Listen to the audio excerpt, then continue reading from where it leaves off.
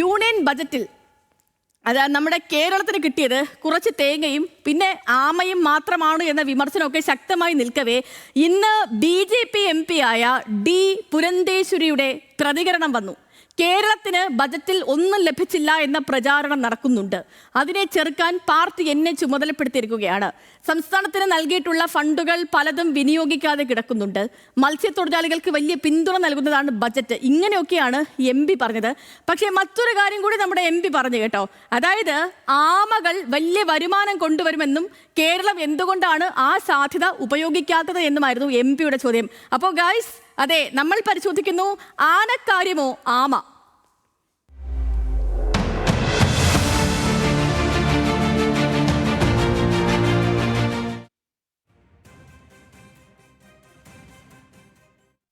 Even Kerala will get close to around 13,000 crores. This also Kerala can use for the welfare and development of its own state. Like I said, it's not tied. The Kerala government can decide. So this is the first benefit that Kerala is getting from the budget. Similarly, you look at fisheries.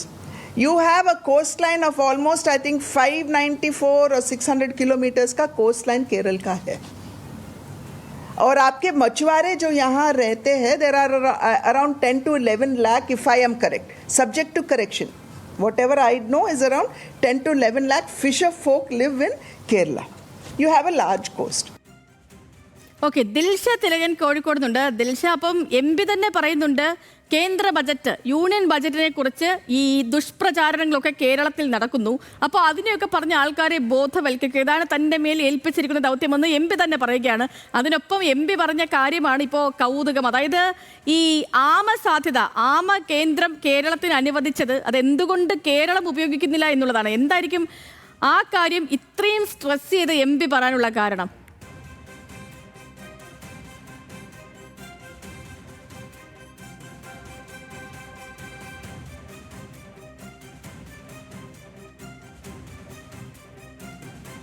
Dilsha, കേൾക്കാമോ? ദിൽഷയിലേക്ക് മടങ്ങിയെത്താം. ഇപ്പം union budget ഇപ്പോൾ കഴിഞ്ഞ 2 ആഴ്ചയ്ക്ക് മുമ്പാണല്ലോ കേന്ദ്രമന്ത്രി Nirmala Sitharaman union budget അവതരിപ്പിച്ചത്. അപ്പം ഈ ബജറ്റിൽ കേരളത്തിന് കൊടിയ അവഗണനയായിരുന്നു. നമ്മൾ 10-30ഓളം നിർദ്ദേശങ്ങൾ സമർപ്പിച്ചിരുന്നു കേന്ദ്രത്തിന് മുൻപാകെ. അതൊന്നും പരിഗണിച്ചില്ല. അതിനൊന്നിനും ഒരു നിർദ്ദേശവും ഒരു അനുമതിയും കേന്ദ്രത്തിൻ്റെ ഭാഗത്തുനിന്ന് ഉണ്ടായില്ല. സ്പീഡ് ട്രെയിൻ അടക്കം നമ്മൾ പ്രതീക്ഷിച്ചതാണ്. അതിനൊന്നും ഒരു മറുപടിയോ പരിഗണനയോ ഒന്നും ലഭിച്ചിരുന്നില്ല. ഒടുവിൽ നമുക്ക് അനുവദിച്ചത് തന്നെ ഒരു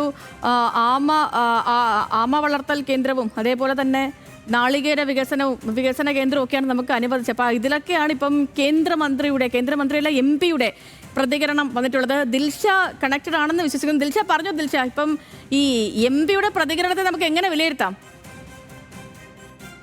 നമുക്ക് എല്ലാവർക്കും അറിയാം, അതായത് 2026 കേന്ദ്ര ബജറ്റ് പ്രഖ്യാപനങ്ങൾ കേട്ട് കേരളം അന്തം വിട്ടിരിക്കുന്ന ഒരു സാഹചര്യം തന്നെയായിരുന്നു. കാരണം ലക്ഷക്കണക്കിന് രോഗികൾക്ക് ആശ്വാസമാകേണ്ട എയിംസും അതുപോലെ തന്നെ യാത്രാക്ലേശം തീർക്കേണ്ട അതിവേഗ റെയിൽ ഇടനാഴി എല്ലാം ചോദിച്ച സംസ്ഥാനത്തിന് കേന്ദ്രം നൽകിയത് കടലാമ സംരക്ഷണ കേന്ദ്രമാണ്.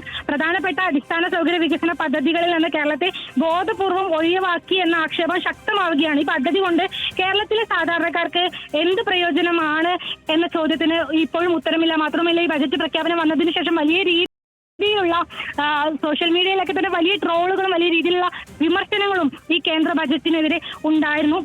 അതിലാണ് ഇപ്പോൾ BJP MP മുൻ കേന്ദ്രമന്ത്രിയുമായിട്ടുള്ള D പുരന്തേശ്വരി ഒരു പ്രതികരണവുമായിട്ട് വന്നിരിക്കുന്നത്. അതായത് രാജ്യത്തിന്റെ വളർച്ചയെ ഉദ്ദേശിച്ചുള്ള ഒരു ബജറ്റാണ് അവതരിപ്പിച്ചിരിക്കുന്നത്. അത് മാത്രവുമല്ല, ഈ ആമകൾക്ക് സംസ്ഥാനത്ത് വലിയ വരുമാനം കൊണ്ടുവരാൻ സാധിക്കുമെന്നാണ് ഇപ്പോൾ MP പറഞ്ഞിരിക്കുന്നത്. എന്തുകൊണ്ട് കേരളത്തിന് അതിന്റെ സാധ്യത ഉപയോഗിക്കാൻ സാധിക്കുന്നില്ല? ഈ കേരളത്തിലുള്ളവർ വെറുതെ ചിരിച്ചു തള്ളുന്നത് പോലെയല്ല, ആനയെ നിങ്ങൾ ഫലപ്രദമായി ഉപയോഗിക്കണമെന്നാണ് കേന്ദ്ര BJP MP പറയുന്നത് കേന്ദ്ര ബജറ്റുമായി ബന്ധപ്പെട്ട്.